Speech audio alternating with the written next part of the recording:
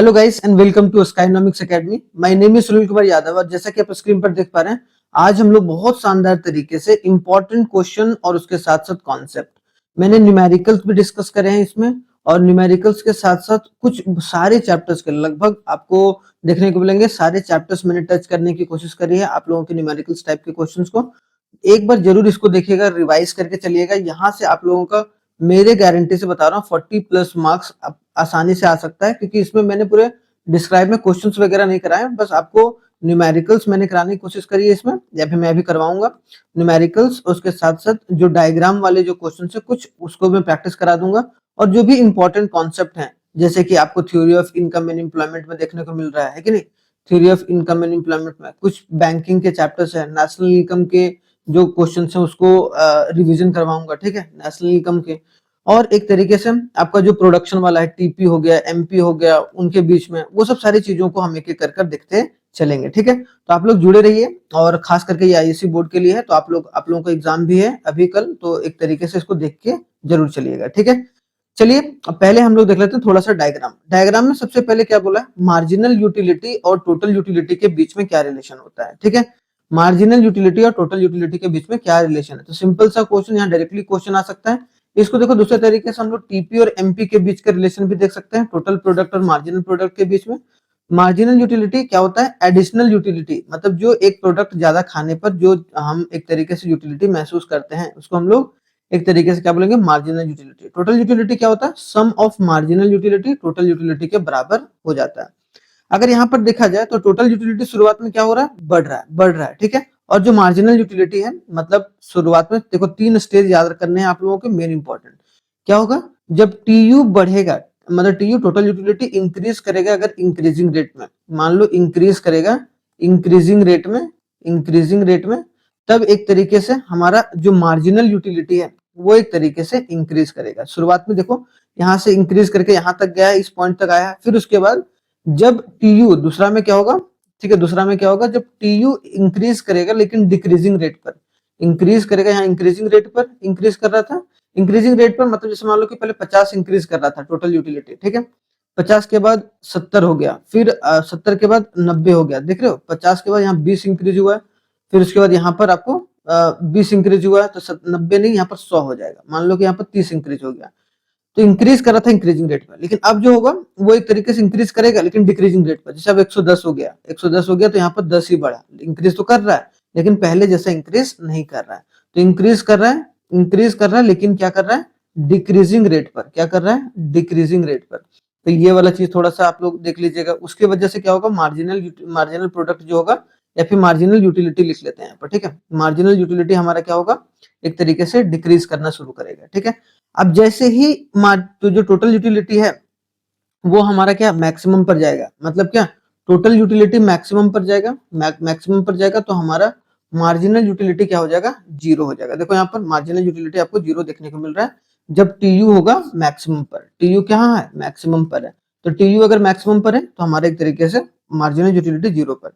अब टीयू जैसे ही डिक्रीज करने लगेगा, ये डिक्रीज करने लगा तो हमारा ये कहाँ चला गया, नेगेटिव में चला गया, ठीक है। तो -1 -2 करके इधर लिख सकते हो। तो टीयू डिक्लाइन करने लगेगा, अगर डिक्लाइन करने लगेगा तो मेरा जो एमयू होगा वो नेगेटिव में जाएगा। सेम केस रहता है टीपी और एमपी में, बस यहाँ पर यू की जगह पर पी कर देना, ठीक है। तो आई होप सो आपको ये वाला डायग्राम कंप्लीट होगा, और आपको आना भी चाहिए इसको, ठीक है। आगे बढ़ते हैं। आगे है थोड़ा सा इंडिफरेंस कर्व, क्योंकि इंडिफरेंस कर्व अपने आप में ही इंपॉर्टेंट है। इंडिफरेंस कर्व, बजट लाइन, ठीक है, बजट लाइन, ठीक है, ये दोनों चीज इंपॉर्टेंट आपको देखने को मिलेगा। अगर इंडिफरेंस कर्व के बारे में देखा जाए तो इंडिफरेंस कर्व क्या होता है, इंडिफरेंस कर्व हमेशा 2 कमोडिटीज के बीच में होता है। किसके बीच में होता है, 2 कमोडिटी के बीच में होता है, ठीक है। जैसे कि गुड एक्स और गुड वाई, मतलब गुड एक्स अगर घट रहा है तो गुड वाई आपको बढ़ते हुए देखने को मिलेगा, ठीक है। इसके कंजम्पशन को आप घटा रहे हो तो इसका कंजम्पशन बढ़ेगा, अगर इसको एक तरीके से आप बढ़ा रहे हो तो इसका एक तरीके से ये कंजम्पशन घटेगा। जैसे एक्स वाई हम लोग मान लेते हैं कि एप्पल है, और इसको मान लेते हैं एक्स, गुड वाई मान लेते हैं कि बनाना है। तो ये चीज अगर आपका इनकम जो फिक्स रहेगा, बजट लाइन, ये वाला देखो, ये वाला लाइन होता है बजट लाइन का, ठीक है। तो ये बजट लाइन है जो 1 पॉइंट से 2 पॉइंट के बीच में, और ये इक्विलिब्रियम पॉइंट है जहां पर एक तरीके से दोनों सेटिस्फैक्शन जो है मैक्सिमम लेवल पर है। मैक्सिमम सेटिस्फैक्शन पर, मैक्सिमम बोल रहा है कि कोई भी कंज्यूमर अगर मैक्सिमम सेटिस्फाइड है अपने जो भी खर्चे कर कर, ठीक है, एक्सपेंडिचर करके मैक्सिमम सेटिस्फैक्शन, तो हम लोग उसको बोलेंगे कंज्यूमर किस पोजीशन पर है, कंज्यूमर जो है हमारा इक्विलिब्रियम पर है, ठीक है, इक्विलिब्रियम पर है। यहाँ पर दो तीन चीजें और याद रखना है, क्या कि ये तो हो गया कंज्यूमर इक्विलिब्रियम। दूसरा हो गया कि अगर इंडिफरेंस कर्व के प्रॉपर्टीज क्या है, ठीक है, प्रॉपर्टीज भी थोड़ा सी इंपॉर्टेंट है। तो प्रॉपर्टीज अगर देखा जाए तो क्या बोला जाए यहाँ पर कि हमेशा higher higher indifference curve higher satisfaction, higher indifference curve higher satisfaction आएगा, ठीक है, हायर सेटिस्फैक्शन आएगा। देखो जैसे जैसे इंडिफरेंस कर्व बढ़ता जाएगा सेटिस्फैक्शन आपको बढ़ता जाएगा, सेटिस्फैक्शन सबसे ज्यादा कहाँ पर है, यहाँ पर है, ठीक है। दूसरा बोला गया नेवर, ये होता है क्या, कॉन्वेक्स इन ओरिजिन होता है, कॉन्वेक्स इन ओरिजिन होता है, नेवर इंटरसेक्ट ईच अदर होगा, ठीक है, never intersect each other, never intersect each other, ठीक है, ईच अदर कभी भी इंटरसेक्ट नहीं करता है। तो ये सब सारे इंडिफरेंस कर्व के बारे में आपको पता होना चाहिए, ठीक है, ये चीज याद रखिएगा। आगे बढ़ते हैं, देखा जाए इलास्टिसिटी ऑफ डिमांड के न्यूमेरिकल्स। इलास्टिसिटी ऑफ डिमांड में आपने कॉन्सेप्ट देखा होगा, elasticity of demand is equal to होता है माइनस का sign delta Q by delta P into P by Q, ठीक है। तो यहाँ पर याद रखना है कि डेल्टा डेल्टा क्यू क्या, चेंज इन क्वांटिटी, और यहाँ पर चेंज इन प्राइस, और यहाँ पर पी बाई क्यू। तो यहाँ पर अगर देखने को मिल रहा है कि डिमांड ऑफ कमोडिटीज एट 4, कि कितना डिमांड ऑफ कमोडिटी हो रहा है, जब रुपया 4 था, मतलब जब प्राइस 4 रुपया था तो हमारा क्वांटिटी डिमांडेड कितना हो रहा था, क्यूडी हो रहा था 100, ठीक है।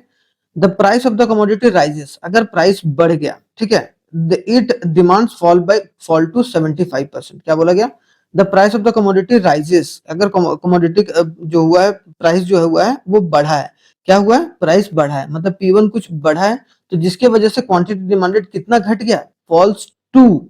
अगर बाई लिखा रहता तो हम लोग इससे माइनस कर देते हैं, फॉल टू बोला मतलब क्वांटिटी डिमांडेड 1 कितना हो गया हमारा भाई, 75। सिंपल सा लॉजिक, इसीलिए क्यों, क्योंकि चेंज इन क्वांटिटी, यह बोला है ना कि डिमांड फॉल्स टू 75, मतलब डेल्टा क्यू कितना हो गया, इन दोनों में माइनस कर दो। देखो माइनस का साइन इसके बाद इस्तेमाल मत करना, क्योंकि यहाँ पर कभी भी आपको मान लो डेल्टा क्यू निकालना है, तो क्या करोगे, डेल्टा क्यू को निकालने के लिए बड़े से छोटा को माइनस कर दो, तो 100 माइनस 75 कितना हो गया, 25 यूनिट्स यहाँ पर हो गया, ठीक है, यहाँ 25 units. Find the new price निकालने बोला, तो न्यू प्राइस को हम लोग एक्स मान लेते हैं। इफ द प्राइस इलास्टिसिटी, मतलब ईडी जो दिया हुआ है वो हमारे पास कितना दिया हुआ 1। अब यहाँ पर देखो चेंज इन क्वांटिटी, अब चेंज इन क्वांटिटी तो है हमारे पास, पी भी हमारे पास है, क्यू भी हमारे पास है, मतलब हमारे पास क्या नहीं है, डेल्टा पी है, तो डेल्टा पी हम लोग निकाल लेते हैं। तो क्या होता है, अब यहाँ पर बोला गया कि प्राइस हमारा क्या हुआ, बढ़ा है, तो प्राइस बढ़ा है तो मतलब ये बड़ा होगा, सिंपल सी बात है, प्राइस बढ़ा है तो यहाँ x माइनस 4 हो जाएगा, बड़े में से छोटा को माइनस करते हैं तो डेल्टा पी, ठीक है। अब इस फॉर्मूला को यूटिलाइज करो, ठीक है, ईडी इज इक्वल टू हमारा क्या होता है, delta Q by delta P into P by Q, ठीक है, माइनस का साइन यहाँ रहने देना, लेकिन माइनस का साइन इसके बाद नहीं लगाना है। ईडी इज इक्वल टू कितना है हमारा 1 है, डेल्टा क्यू कितना है हमारा, डेल्टा क्यू हमारा 25 है, और डेल्टा पी हमारा अगर देखने को मिलेगा x माइनस 4 है, इंटू पी हमारा देखो यहाँ पर पी कितना है 4 है, और क्यू कितना है, क्यू डी हमारा कितना है, मतलब क्यू जो है 100 है, ठीक है। तो यहाँ 25 4 जो 100 हो गया, 4 और 4 कट गया यहाँ पर, इसका मतलब ये जाके इधर मल्टीप्लाई हो जाएगा, इधर 1 बचेगा, मतलब x minus 4 is equal to 1। तो x इज इक्वल टू क्या हुआ 1, और इधर प्लस 4, क्योंकि माइनस वाला साइन इधर जाता है प्लस हो जाता है, तो x इज इक्वल टू कितना दिखने को मिला, 5 देखने को मिला, x इज इक्वल टू 5। इसका मतलब P1 हमारा क्या है, प्राइस हमारा कितना है, प्राइस हमारा ये वाला जो आंसर होगा कि P1 जो होगा वो हमारा 5 रुपीज होगा, मतलब जब प्राइस 5 रुपया बढ़ा तो क्वांटिटी हमारा 75 रुपीज हुआ, तो ये हमारा एक तरीके से आंसर हो जाएगा, ठीक है। आई होप सो ये वाला कॉन्सेप्ट आपको समझ में आ गया होगा। आगे बढ़ते हैं, नेक्स्ट क्वेश्चन थोड़ा सा डिफरेंट क्वेश्चंस करेंगे हम लोग आगे, ठीक है। आगे देखा जाए initial demand of a commodity, मतलब कितना इनिशियल डिमांड, मतलब क्यू जो है वो हमारा कितना है शुरुआत में 100 है, with a rise in the price by 5, जो प्राइस कितना बढ़ गया, इनिशियल प्राइस कुछ नहीं था, मतलब इनिशियल प्राइस एक्स था, इनिशियल प्राइस कितना बढ़ गया 5 रुपया बढ़ गया, मतलब इनिशियल P1 कितना है हमारे पास यहाँ पर, तो राइजेस यहाँ बोला गया है कि बाई 5 यूनिट से बढ़ा है, लेकिन बाई 5 रुपीज, अगर हमारा प्राइस कितना से बढ़ गया 5 रुपया से बढ़ गया, ठीक है, प्राइस 5 रुपया से बढ़ गया, इसका मतलब हमारा डेल्टा डेल्टा जो पी है वो कितना है, मतलब डेल्टा जो पी है वो हमारे पास कितना है भाई, आपको देखने को मिल रहा होगा कि 5, ठीक है। The demand quantity demanded decrease by 5, मतलब क्वांटिटी डिमांडेड 1 कितना हो गया भाई हमारा 5 से कम हो गया ना, फॉल बाय 5 यूनिट, मतलब 95 यूनिट बन गया, ठीक है। और बोला कि elasticity of demand is equal to 1.2। तो फॉर्मूला क्या होता है elasticity of demand is equal to minus delta Q by delta P into P by Q. ठीक है, अब यहाँ पर देखो 1.2 इधर रख लेते हैं भाई। डेल्टा क्यू हमारा कितना है, इन दोनों को माइनस कर लो, बड़े में से छोटा को माइनस कर लो। ठीक है, क्योंकि प्राइस बढ़ा है तो क्वांटिटी हमारा कम होगा। ठीक है, तो ये बात याद रखिएगा। तो प्राइस बढ़ा है तो यहाँ पर हमारा कितना हो गया कि 100 माइनस 95 कितना हो गया हमारा 5। तो डेल्टा क्यू हमारा कितना हो गया भाई 5। डेल्टा पी कितना है, डेल्टा पी देखो यहाँ पर डेल्टा पी 5 देखने को मिल रहा है। ठीक है, डेल्टा पी 5 देखने को मिल रहा है और इंटू पी हमारा कितना है, कुछ नहीं है, मतलब पी निकालना है, मतलब ये पर हम लोग क्या रख देंगे एक्स, और क्यू के जगह पर क्या रख देंगे हमारा 100। ठीक है, तो यहाँ क्या 5 कट गया, इसको इधर इंटू कर देते हैं। 1.2 को 100 से इंटू करेंगे तो हमारा क्या निकलेगा, एक्स का वैल्यू निकलेगा।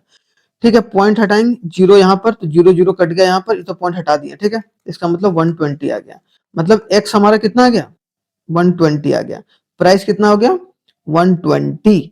ठीक है, मतलब जो इनिशियल प्राइस था वो हमारा कितना हो गया, इनिशियल प्राइस विल बी 120। ठीक है, इनिशियल प्राइस था कितना 120, 5 से बढ़ा है, इसका मतलब ये 125 हो जाएगा, ये 120 हो जाएगा। ठीक है, तो ये बात याद रखिएगा, थोड़ा सा इंपॉर्टेंट है। ठीक है, तो एक्स का वैल्यू मतलब जो हमारा इनिशियल प्राइस है वो हमारा कितना निकल गया 120 निकल गया।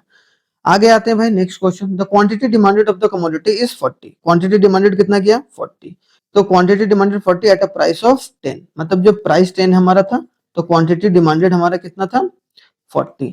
Price elasticity of demand is -2, मतलब ईडी इज इक्वल टू कितना है, ईडी इज इक्वल टू -2 है। The price falls by 2 rupees, 2 रुपया कम हो गया। फॉल्स बाई बोला गया, मैडम -2 कर दो, बाई बोलेगा तो माइनस कर देना, 2 बोलेगा तो एग्जैक्ट वही लिख देना। ठीक है, तो बाई और 2 में कंफ्यूजन नहीं करना है। ठीक है, यहाँ पर क्या होगा, तो यहाँ पर हमारा P1 हो जाएगा 10 माइनस 2, तो हमारा 8 आ जाएगा। ठीक है, उसके बाद बोला गया falls by 2 what is the Q, मतलब Q1 QD1 जो क्या होगा, मतलब Q1 क्या होगा, मतलब नया जो क्वांटिटी होगा वो कितना निकलेगा। तो सिंपल सा है, माइनस का sign, delta Q by delta P into P by Q यहाँ पर रख देते हैं। ठीक है, अब यहाँ पर इलास्टिसिटी ऑफ डिमांड हम लोग -2 रख देते हैं। ठीक है, -2 हो गया। डेल्टा क्यू हमारे पास नहीं दिया हुआ है तो डेल्टा क्यू को रहने देते हैं, है कि नहीं। उसके बाद हमारा पी जो दिया है, डेल्टा पी कितना हो गया, तो delta P is equal to 10 minus 8 आ गया, तो हमारा 2 आ गया। ठीक है, चेंज इन प्राइस, तो हमारा डेल्टा पी आ गया इंटू पी हमारा कितना है 10 है, क्यू हमारा कितना है 40 है, तो हो गया 10 4 जा 40। ठीक है, तो इसका मतलब -2 और ऊपर डेल्टा क्यू रहने देना, और यहाँ 4 2 जा ये वाला इंटू हो गया, 4 2 जा 8, अब ये इधर जाके इंटू हो जाएगा। Delta Q is equal to -2 into 8, मतलब कितना हो गया -16, कितना आया -16। लेकिन मैंने बोला था कि माइनस को रहने देना, माइनस को नहीं, क्योंकि यहाँ भी माइनस रहेगा, यहाँ भी माइनस, तो ये माइनस माइनस कट गया होता। ठीक है, तो यहाँ भी कट गया, तो 8 2 जा 16, मतलब डेल्टा क्यू कितना आ गया मेरा 16 आ गया। मतलब कितना चेंज हुआ है, क्वांटिटी चेंज कितना हुआ 16, मतलब जो इसमें से कितना चेंज हुआ है, तो प्राइस क्या हुआ घटा है, तो क्वांटिटी बढ़ा होगा। तो यहाँ पर हम लोग डेल्टा Q1 क्या निकाल देंगे, QD1 कैसे निकालेंगे, 40 प्लस जो होगा 16, यहाँ पर कितना 56। अब यहाँ पर बढ़ाएं क्यों, क्योंकि यहाँ पर प्राइस घटा, तो सिंपल सी बात है, जब प्राइस घटता है तो क्वांटिटी डिमांडेड बढ़ेगा, इसीलिए हमने ये कॉन्सेप्ट यहाँ पर लगाया कि यहाँ पर चेंज इन क्वांटिटी में प्लस कर दिया, तो हमारा QD1 कितना आ गया 56, जो कि हमारा राइट आंसर होगा। ठीक है, तो यहाँ पर बोला गया कि न्यू क्वांटिटी डिमांडेड कितना होगा 56 होगा। ठीक है, आई होप सो ये चीज कंप्लीट होगा। आगे बढ़ते हैं। आगे अगर देखा जाए types of elasticity of demand कितने टाइप्स के होते हैं, देखो आपको दिखता होगा, आपको पता ही होगा कि 5 तरीके के होते हैं। Elasticity of demand is equal to 0, elasticity of demand is equal to infinity, elasticity of demand is equal to 1, elasticity of demand is greater than 1, elasticity of demand is less than 1। तो देखो जो 0 होता है उसको हम लोग बोलते हैं परफेक्टली इन इलास्टिक डिमांड, क्या बोलते हैं परफेक्टली इन इलास्टिक डिमांड। ठीक है, उसके बाद दूसरा क्या बोलेंगे हम लोग इसको, परफेक्टली इलास्टिक डिमांड। ठीक है, परफेक्टली इलास्टिक डिमांड। ठीक है, परफेक्टली इलास्टिक डिमांड हो गया। तीसरा जो देखो परफेक्टली इलास्टिक हो गया, ये हो गया यूनिटरी। ठीक है, यूनिटरी इलास्टिक डिमांड। फिर ये हमारा हो जाता है ग्रेटर देन 1, मतलब इलास्टिक डिमांड। ठीक है, रिलेटिवली इलास्टिक बोलते हैं या इलास्टिक डिमांड बोल लो, इसको बोलेंगे इन इलास्टिक डिमांड। ठीक है, इन इलास्टिक डिमांड। तो ये हो गया। इसमें क्या होता है भाई, परफेक्टली इलास्टिक में जो होता है क्वांटिटी हमारा जो रहता है, क्वांटिटी वो हमारा जीरो चेंज करता है, लेकिन जो प्राइस रहता है वो हमारा क्या होता है, चेंज होता है। क्या बोला मैंने कि यहाँ पर देखो ये डायग्राम बना रहा हूं इसका, कि प्राइस चेंज होता है लेकिन क्वांटिटी जीरो, मतलब क्वांटिटी ये है, क्वांटिटी का लाइन इधर होता है और इधर प्राइस का लाइन होता है। तो यहाँ प्राइस तो चेंज हो रहा है, प्राइस तो ऊपर से नीचे होगा, P1 से P2 होगा, लेकिन क्वांटिटी हमारा क्या रहेगा, कांस्टेंट रहेगा। ठीक है, तो ये वाला डायग्राम आप जरूर याद रखिएगा, किसका, परफेक्टली इन इलास्टिक का। ठीक है, परफेक्टली इलास्टिक में क्या होता है, क्वांटिटी तो चेंज होता है, क्वांटिटी तो चेंज होता है, लेकिन जो प्राइस रहता है वो क्या रहता है, कांस्टेंट। मतलब प्राइस में कोई चेंजेस नहीं होता है, लेकिन क्वांटिटी में चेंज होता है। जैसे कि यहाँ पर देखो कि यहाँ पर प्राइस में कोई चेंज नहीं, क्वांटिटी में चेंज हो रहा है, क्वांटिटी बढ़ रहा है, घट रहा है। ठीक है, तो इधर प्राइस हो गया, इधर क्वांटिटी हो गया, इधर एक्स हो गया, इधर वाई हो गया। ठीक है, तो ये वाली बात याद रखिएगा, थोड़ा सा इंपॉर्टेंट है। ठीक है, दूसरा क्या है, यूनिटरी, मतलब देखो percentage change in price is equal to the percentage change in quantity. ठीक है, परसेंटेज चेंज इन क्वांटिटी, जितना क्वांटिटी डिमांड हुआ है उतना ही प्राइस चेंज हुआ। मतलब मान लो कि प्राइस 20% चेंज हुआ तो क्वांटिटी भी उतना ही परसेंट चेंज हुआ है। इसका डायग्राम कैसे बनाओगे, देखो प्राइस यहाँ पर है, क्वांटिटी यहाँ पर है, प्राइस हो गया क्वांटिटी। अब प्राइस मान लो कि 5% घटा है, तो क्वांटिटी भी कितना 5% घटा होगा, तो हमारा डिमांड का लाइन ऐसे आ जाएगा। ठीक है, तो ये वाली भी बात याद रखना है। इलास्टिक में क्या होता है, percentage change in quantity is more than the percentage change in price. ठीक है, क्वांटिटी ज्यादा चेंज होता है प्राइस के हिसाब से। इसमें क्या होता है, percentage change in price is greater than percentage change in quantity. ठीक है, तो ये भी याद रखना है। आई होप सो ये पांचों आपको याद हो गया होगा। ठीक है, आगे बढ़ते हैं। आगे अगर आया जाए तो elasticity of supply, elasticity of supply आपको पता ही होगा, इलास्टिसिटी ऑफ सप्लाई ईडीईएस हो जाता है। ठीक है, ईएस इज इक्वल टू क्या होता है, change delta Q by delta P into P by Q. क्यों भाई, क्योंकि यहाँ पर एक तरीके से आपको माइनस का साइन नहीं देखने को मिलेगा, क्योंकि लॉ ऑफ सप्लाई के अनुसार क्या आप समझते हैं, लॉ ऑफ सप्लाई के अनुसार आप ये समझते हैं कि जब प्राइस बढ़ता है तो क्वांटिटी डिमांडेड घटता है। सॉरी, ये वाला तो प्राइस में, ये डिमांड वाले में होगा। इसमें क्या होगा, क्वांटिटी सप्लाइड बढ़ेगा, और जब प्राइस घटेगा तो क्वांटिटी सप्लाइड एक तरीके से कम होगा। तो मतलब दोनों के बीच में क्या रहता है, पॉजिटिव रिलेशन रहता है। इनके बीच में क्या डायरेक्टली प्रोपोर्शनल रहता है, क्या रहता है, directly proportional to each other, directly proportional to each other. ठीक है, डायरेक्टली प्रोपोर्शनल रहता है।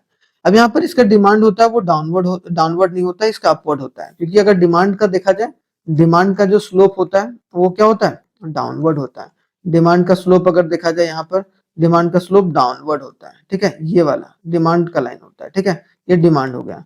लेकिन सप्लाई का क्या होता है, जब प्राइस हुआ क्वांटिटी, मतलब मान लो कि ये प्राइस था, ये क्वांटिटी, प्राइस बढ़ा, P1 हुआ, तो क्वांटिटी सप्लाइड भी हमारा एक तरीके से बढ़ गया। मतलब ये डिमांड का लाइन कहाँ जाएगा, अपवर्ड जाएगा। तो अपवर्ड स्लोपिंग डिमांड कर्व होता है। क्या होता है, अपवर्ड स्लोपिंग सप्लाई का जो कर्व होता है वो आपको देखने को मिलता है।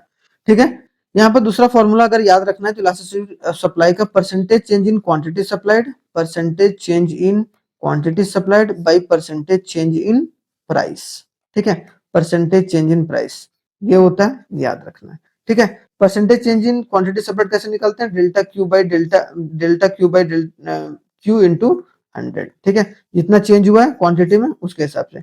यहाँ क्या करेंगे, डेल्टा पी निकालने के लिए चेंज इन में, तो delta P upon P into 100 करेंगे। ठीक है, तो ये वाले कॉन्सेप्ट आपको याद रखने हैं इलास्टिसिटी ऑफ डिमांड। ठीक है, यहाँ भी 5 तरीके का होता है। ठीक है, elasticity of supply is equal to 0, elasticity of same उसी तरीके होगा, बस इसमें सप्लाई वर्ड आ जाएगा, is equal to infinity, elasticity of supply is equal to 1, elasticity of supply is greater than 1, elasticity of supply is smaller than 1। तो ये भी थोड़ा सा आप लोगों को याद रख के चलना है। ठीक है, आगे बढ़ते हैं। आगे अगर देखा जाए तो theory of income and employment है। Theory of income and employment में कुछ चीजें जो है वो आपको समझ के चलनी पड़ेंगी। उसके बाद थोड़ा सा मैं इसके क्वेश्चंस भी करा दूंगा ताकि कोई भी चीज आपका छूटे ना। तो theory of income and employment में एक आता है एग्रीगेट डिमांड। एग्रीगेट डिमांड कैसे क्रिएट होता है? C plus I plus G plus X minus M. ठीक है, ये याद करना है आपको एग्रीगेट डिमांड का।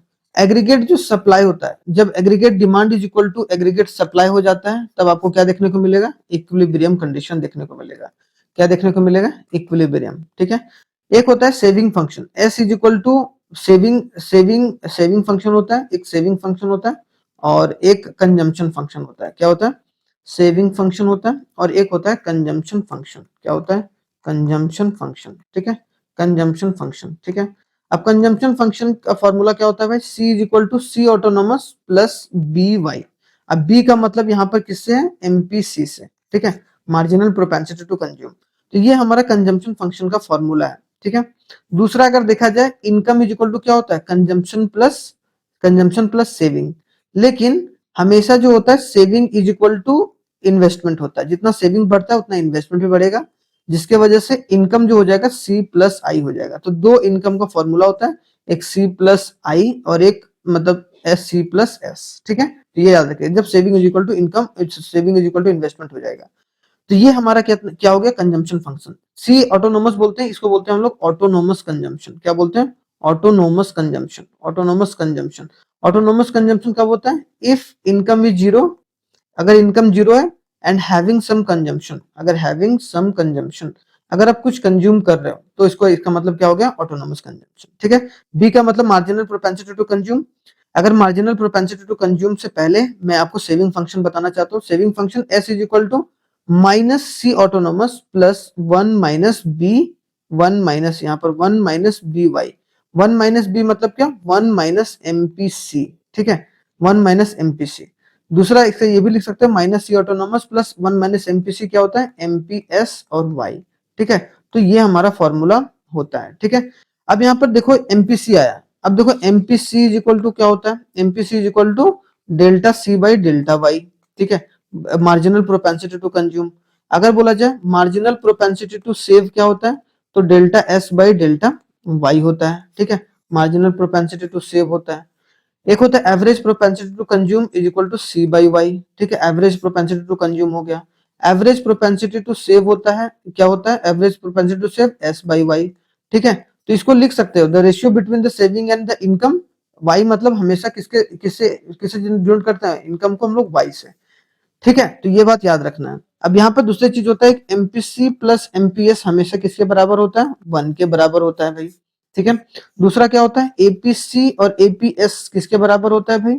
एपीएस वन के बराबर होता है भाई। तो ये वाले भी याद रखने हैं, क्योंकि इन दोनों से आप फॉर्मूला के बेसिस पे बहुत सारे क्वेश्चंस आप करेंगे, अभी आगे चलकर बताऊंगा अभी। ठीक है, तो ये एमपीसी हो गया, मार्जिनल प्रोपेंसिटी टू सेव हो गया, एवरेज प्रोपेंसिटी टू सेव, ये ऑलवेज होता है, ये ऑलवेज होगा, ये भी ऑलवेज होगा और ये भी ऑलवेज देखने को मिलेगा। ठीक है, तो यहाँ पर आप लोग समझ में आ गया, सेविंग फंक्शन भी समझ में आ गया और एक तरीके से कंजम्पशन फंक्शन का मेन फॉर्मूला ये होते हैं। ठीक है, और इनकम के ये वाला याद रखिएगा। ठीक है, एक होता है k is equal to one upon one minus MPC या फिर k is equal to one by MPS. ठीक है, तो ये वाला ही फॉर्मूला होता है मल्टीप्लायर का, इन्वेस्टमेंट मल्टीप्लायर का, तो ये भी याद रखेगा। या फिर delta delta k is equal to delta Y by delta I. ठीक है, तो मल्टीप्लायर का ये भी फॉर्मूला, तो मतलब ये वाले पेज में पूरा एक फॉर्मूला हो गया जिसको आप रिवाइज आराम से कर सकते हैं। ठीक है, आगे बढ़ते हैं। अब आते हैं क्वेश्चन पर, थोड़ा सा समझ में आएगा आपको। If marginal propensity to save, अगर मार्जिनल प्रोपेंसिटी टू सेव क्या दिया हुआ है आपके पास? मार्जिनल प्रोपेंसिटी टू सेव दिया हुआ 0.25। ठीक है, ठीक है, कोई दिक्कत नहीं है। Initial change in investment, initial change in investment मतलब change in investment, delta I का क्या दिया हुआ? 250। ठीक है, डेल्टा आई का क्या दिया? 250। Then the final change in income, तो आप बताइए कि चेंज इन इनकम क्या होगा? डेल्टा वाई क्या होगा? ठीक है, डेल्टा वाई क्या देखने को मिलेगा? ठीक है, डेल्टा वाई क्या देखने को मिलेगा? क्या बोला गया? चेंज इन इनकम, मतलब चेंज इन इनकम हो गया। ये क्या डिनोट कर रहा है? चेंज इन इनकम को। ठीक है, ये क्या कर रहा है? चेंज इन इन्वेस्टमेंट को। ठीक है, चेंज इन इन्वेस्टमेंट को, और ये मार्जिनल प्रोपेंसिटी टू सेव। ठीक है, मार्जिनल प्रोपेंसिटी टू सेव।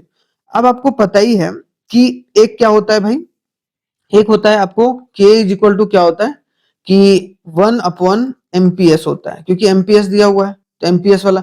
लेकिन यहाँ पर k इज इक्वल टू क्या होता है? Delta Y by delta I होता है। ठीक है, इज इक्वल टू 1/MPS। मैंने अभी बताया ना, अभी आप लोगों को पता ही होगा। देखें यहाँ पर k का दो formula, k is equal to delta Y by delta I और k is equal to 1/MPS। अब यहाँ पर वाई आई भी दिया हुआ, ये भी दिया हुआ है, तो इन दोनों को साथ में कर लेंगे, क्योंकि ये दोनों है, ये दोनों k is equal to MPS, इसी के बराबर होता है डेल्टा।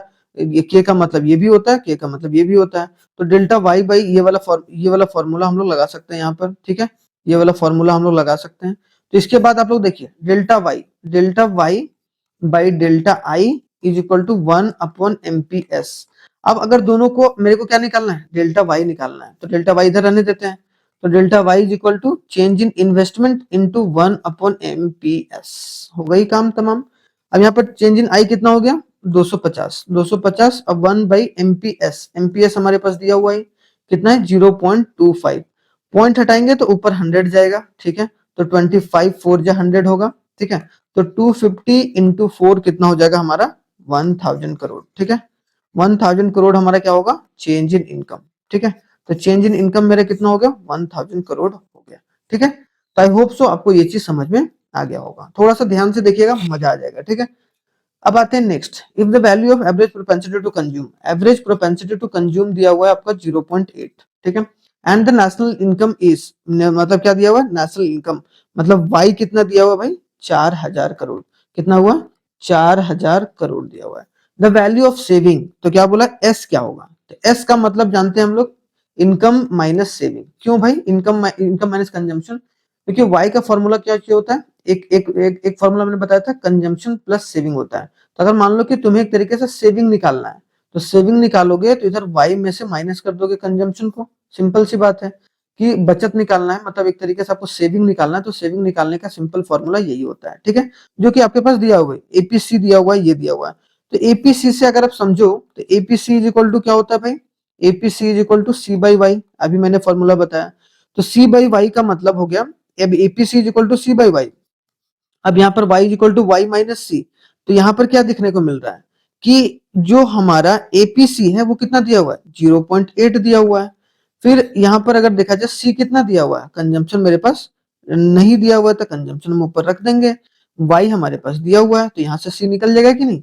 अब 0.8 इंटू 4000 इज इक्वल टू सी निकल गया, कंजम्पशन निकल गया, पॉइंट हटाएंगे, जीरो एक जीरो काट देंगे, तो 8 4 जा 32, तो मेरा कंजम्पशन कितना आ गया, कंजम्पशन आ गया मेरा 3200 करोड़, 3200 करोड़ कितना आ गया, कंजम्पशन। अब कंजम्पशन है मेरे पास, इनकम है, इनकम हमारे पास दिया ही हुआ है, कंजम्पशन हमने निकाल ही लिया, तो यहाँ पर सेविंग नहीं निकल जाएगा, saving is equal to income minus consumption. ठीक है, तो कितना हो गया, 800 करोड़ का हो गया। ठीक है, सेविंग कितना है हमारा, 800 करोड़, तो सेविंग कितना निकल के आया, 800 करोड़। ठीक है, तो ये हमारा क्या होगा, आंसर होगा। ठीक है, तो आप लोग थोड़ा सा देख के चलिएगा, इंपॉर्टेंट है। आगे बढ़ते हैं, आगे बोला गया, if the value of average propensity to save, average propensity to save बोला गया, average propensity to save is equal to 0.2 और नेशनल इनकम दिया 4 करोड़। क्या हुआ, यहाँ भी वही सेम सेम तरीके का क्वेश्चन है, 4000 करोड़ क्या दिया हुआ आपका, एक तरीके से इनकम। तो कंजम्पशन क्या होगा, सी इज इक्वल टू क्या होगा, तो यहाँ पर सी इज इक्वल टू जानते हैं, इनकम माइनस सेविंग। वहां था क्या, सेविंग निकालना था, यहाँ मेरे को कंजम्पशन निकालना था, consumption is equal to Y minus S. अब यहाँ एपीएस करते हैं, एपीएस में एपीएस का फॉर्मूला क्या होता है भाई, एस बाई वाई, क्योंकि अगर यहीं अगर एमपीएस दिया रहता तो delta S by delta Y होता। ठीक है, लेकिन एपीएस दिया हुआ है, तो APS S by Y, APS दिया हुआ 0.2, यहाँ से सेविंग निकल जाएगा। ठीक है, हम लोग को क्योंकि सेविंग निकालना है, क्योंकि इनकम तो दिया ही हुआ है, सेविंग निकल जाएगा, तो दोनों को माइनस करके कंजम्पशन हम लोग निकाल सकते हैं। ठीक है, अब यहाँ एस आ गया, तो एस हमारे को निकालना है, वाई हमारा 4000 आ गया। ठीक है, तो एस इज इक्वल टू कितना होगा, 0.2 इंटू 4000, उधर से जाके इधर जाके इंटू हो गया, तो पॉइंट हटाएं, जीरो आ गया, जीरो जीरो कट गया, कितना बचा भाई, 4 2 8, मतलब कितना हो गया, 800 करोड़। ठीक है, 800 करोड़ हो गया हमारा क्या, 800 करोड़ हो गया हमारा एक तरीके से सेविंग। तो यहाँ पर कंजम्पशन कैसे निकलेगा, consumption equal to income, income मेरा 4000 है। ठीक है, 4000 करोड़ है, सॉरी कंजम्पशन कैसे निकलेगा, 4000 करोड़ है, सेविंग 800 करोड़ है, तो इसका मतलब कितना, 3200 करोड़ जो है हमने क्या करा, एक तरीके से कंज्यूम करा है। तो हमारा आंसर हो गया 3200 करोड़। ठीक है, तो आई होप सो ये वाले भी क्वेश्चन, इस वाले टाइप का क्वेश्चन भी आपने देखा होगा या कंप्लीट हो गया होगा। अब थोड़ा सा अपर लेवल आते हैं, जो कि थोड़ा सा मुश्किल सवाल होता है अगर 3 नंबर के क्वेश्चन और 4 नंबर के क्वेश्चन अगर पूछे गए तो।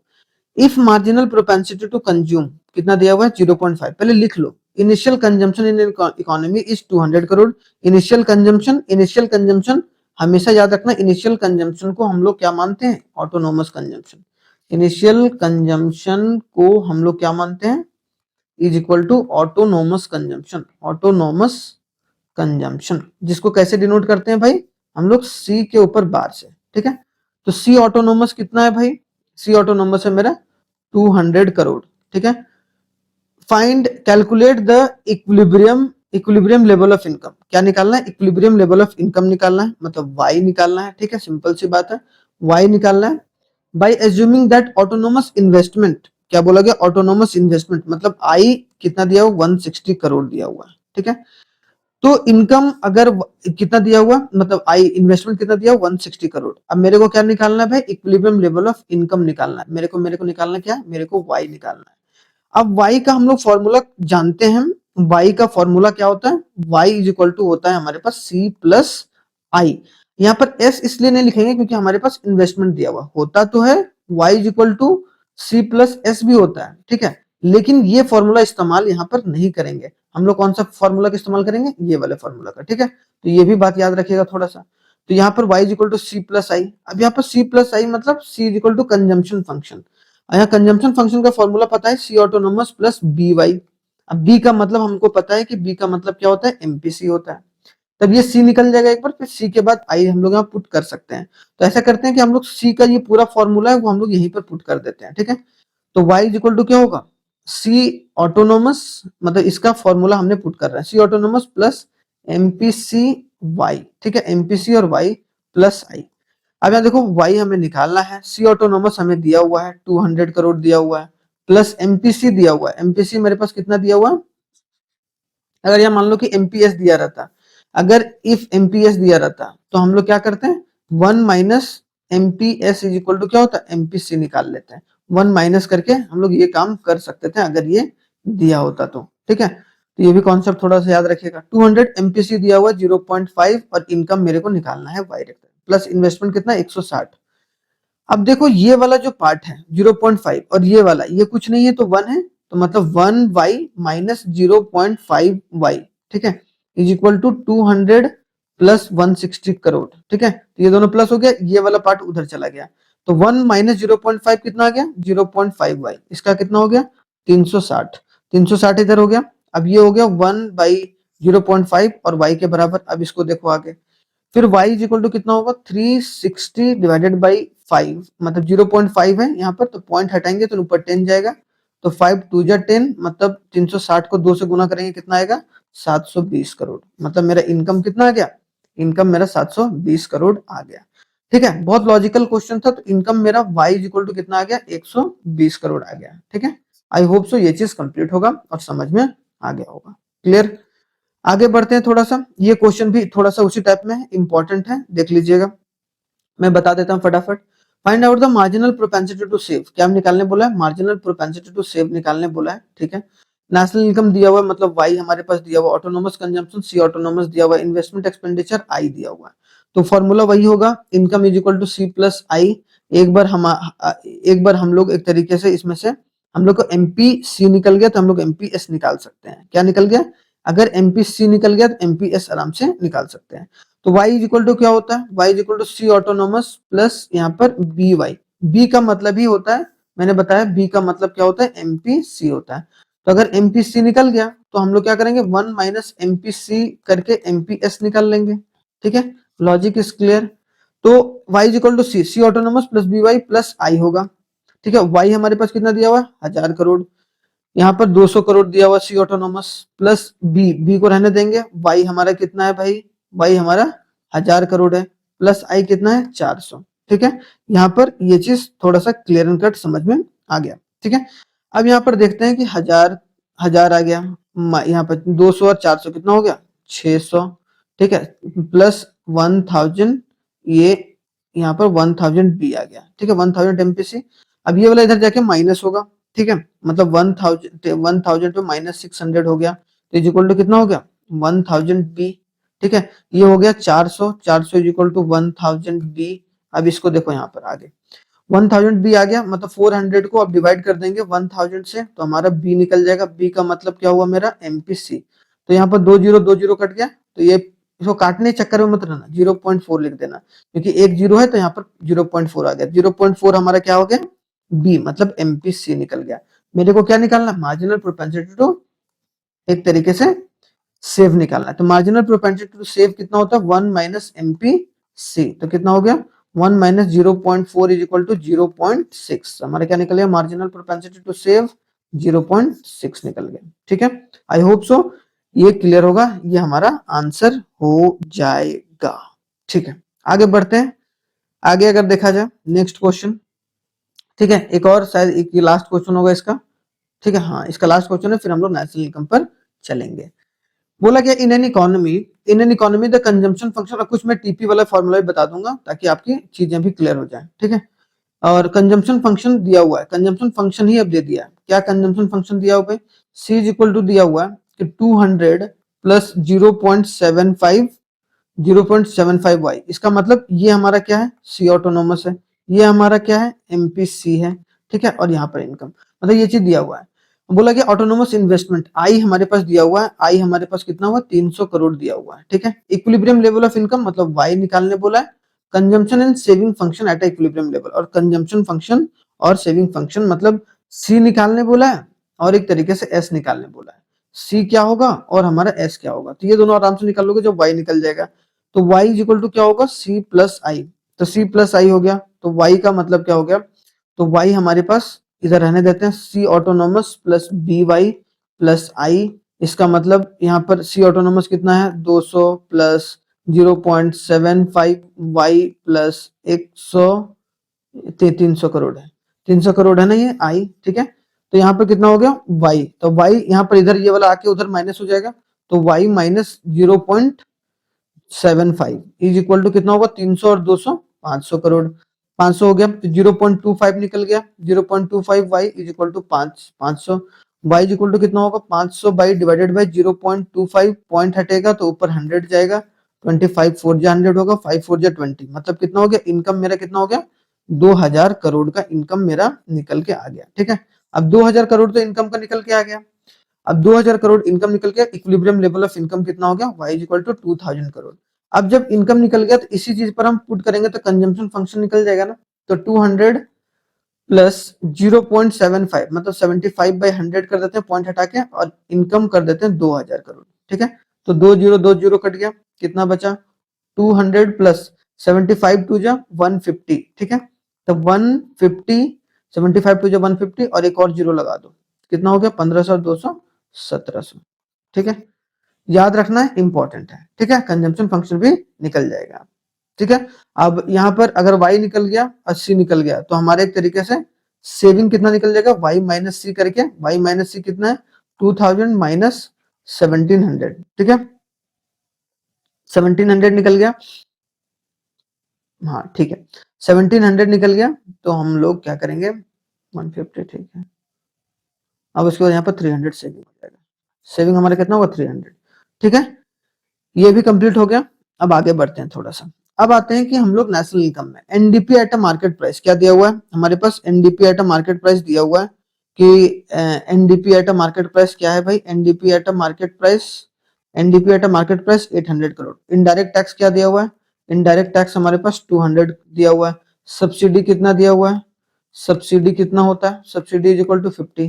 ठीक है, factor income from abroad, factor income from abroad कितना दिया हुआ भाई, factor income from abroad, factor income from abroad मतलब एनएफआईए कितना दिया हुआ 80। तो NNP at a factor cost, तो आपको पता ही होगा NDP at a factor cost कहीं भी लिखा होगा तो हम लोग डोमेस्टिक इनकम बनाएंगे। मैंने चैप्टर भी डाल रखे हैं भाई, नेशनल इनकम को थोड़ा सा रिवाइज भी कर लेना, बढ़ा बढ़ा के देखना लेकिन देख लेना। ठीक है, फिर एक होता है NNP at a factor cost, तो वो क्या हो जाता है हमारा एक तरीके से नेशनल इनकम। तो यहाँ पर NNP at a factor cost national income निकालना है।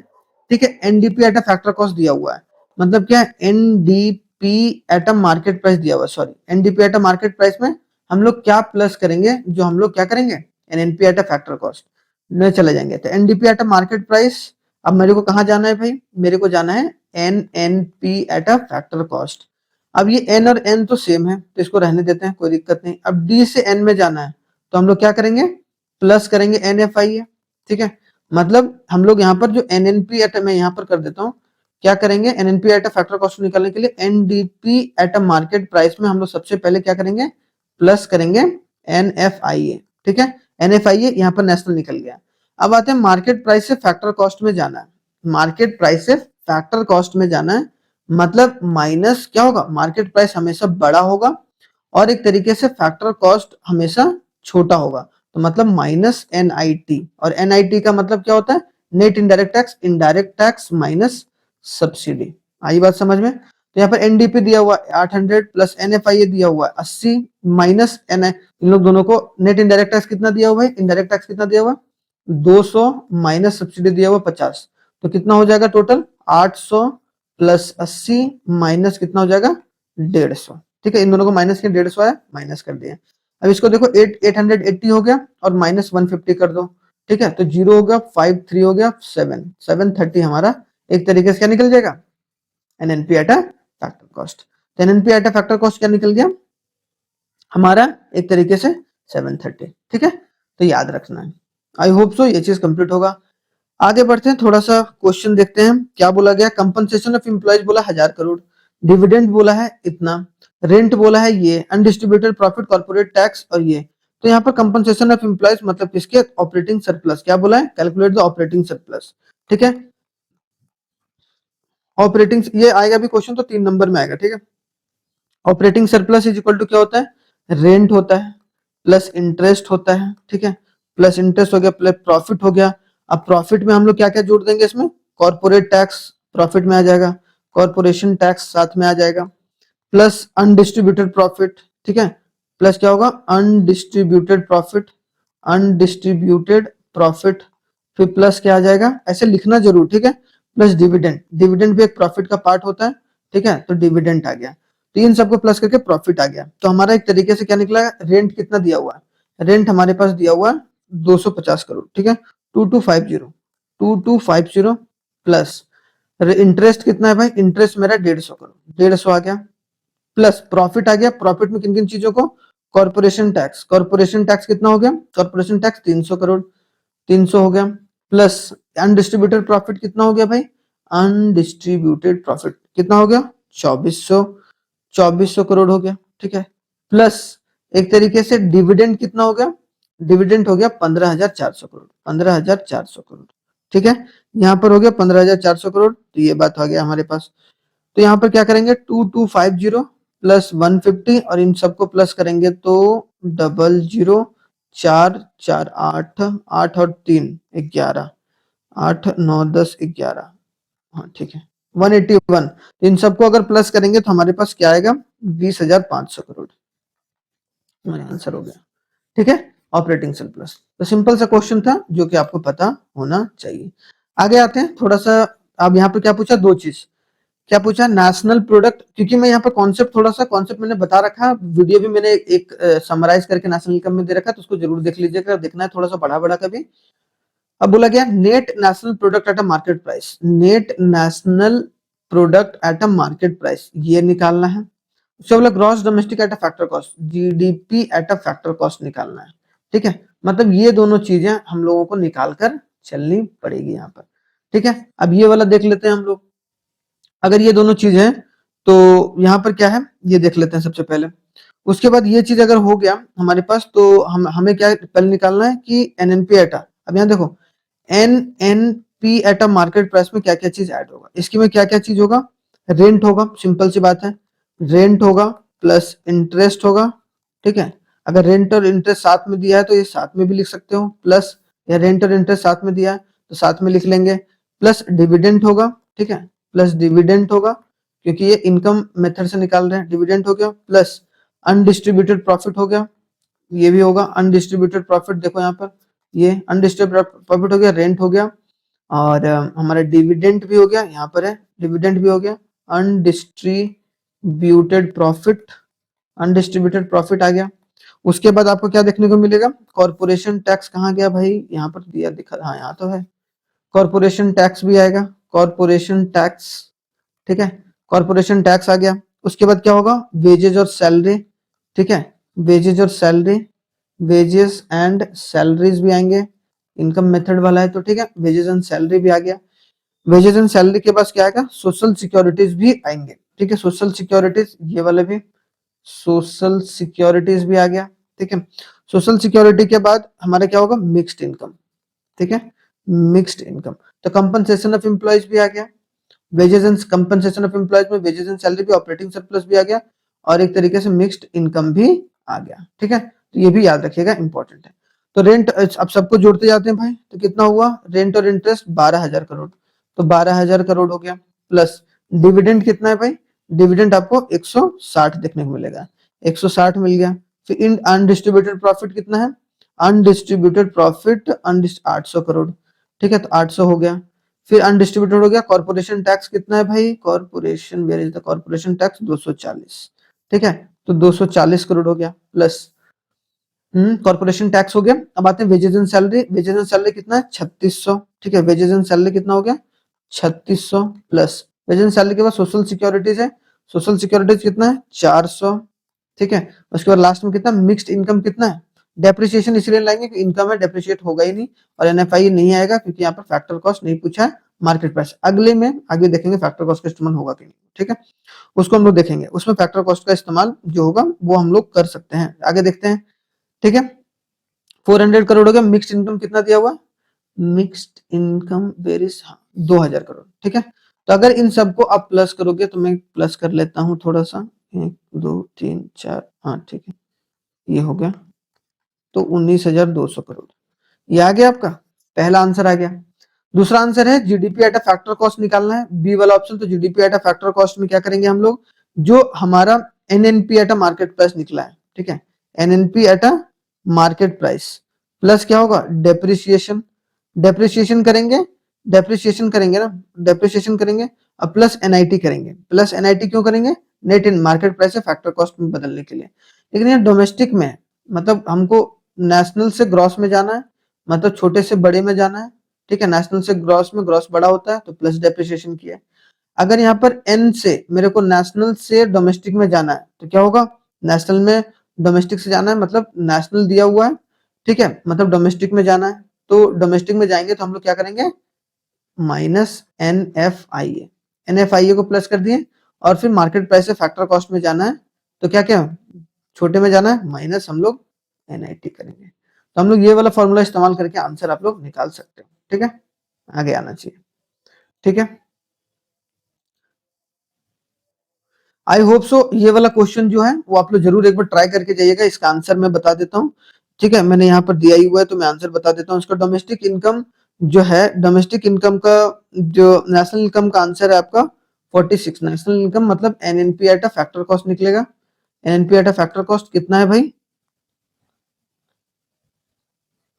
47,800 करोड़, और हमारा NDP at a factor cost जो कि हमारा डोमेस्टिक इनकम है, डोमेस्टिक इनकम है उसका हमारे पास फॉर्मूला क्या है, डोमेस्टिक इनकम का 48,000 करोड़, ठीक है। तो ये जरूर याद रखिएगा थोड़ा सा, ठीक है, ये थोड़ा सा करके चले जाइएगा, इंपॉर्टेंट है, ये वाला जरूर याद रखिएगा भाई, क्योंकि मेरे को क्या निकालना था जीडीपी, अब NNP at market price, N तो एन हटाना है हमको, तो अगर नेशनल से ग्रॉस में जाना है तो नेशनल से ग्रॉस में जाना है, तो नेशनल नहीं, नेट से ग्रॉस में जाना है, नेट छोटा होता है ग्रॉस बड़ा होता है, तो बड़े में जाना है, प्लस डेप कर दिए।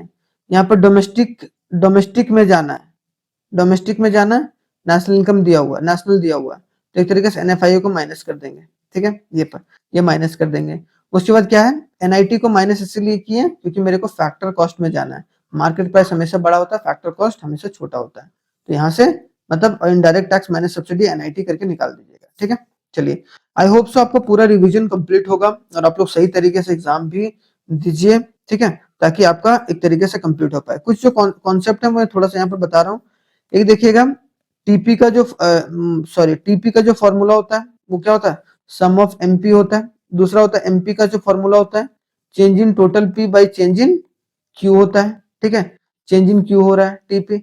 एवरेज प्रोडक्ट क्या होता है भाई, टीपी बाई क्यू होता है, ठीक है, ये याद करना है थोड़ा सा, एवरेज प्रोडक्ट। उसके बाद आपको आपने देखा होगा मार्जिनल रेवेन्यू क्या होता है, marginal revenue is equal to change in total revenue by change in quantity. Labour भी लिख सकते हैं यहाँ पर आ गया मार्जिनल, मार्जिनल जो एवरेज रेवेन्यू क्या होगा, total revenue by quantity of the product produced. ठीक है, ये बात याद रखिएगा। ठीक है, तो ये सब सारे थोड़े से इंपॉर्टेंट हैं जो कि आपको याद रख के चलने पड़ेंगे। थोड़ा सा बैंकिंग वाले में जरूर पढ़ के जाइएगा, सीआरआर एसएलआर वगैरह, सीआरआर हो गया, एसएलआर हो गया, ओपन मार्केट ऑपरेशन, और बहुत सारी चीजें। और आई होप सो आपको एग्जाम बहुत अच्छे तरीके से आप लोग दो, यही मेरी शुभकामनाएं हैं। ठीक है, चलिए, बहुत मेहनत लगा वीडियो बनाने में, आप लोग अच्छे से तैयारी करके चलिए। थैंक यू वेरी मच, जय हिंद, मिलते हैं नेक्स्ट वीडियो में।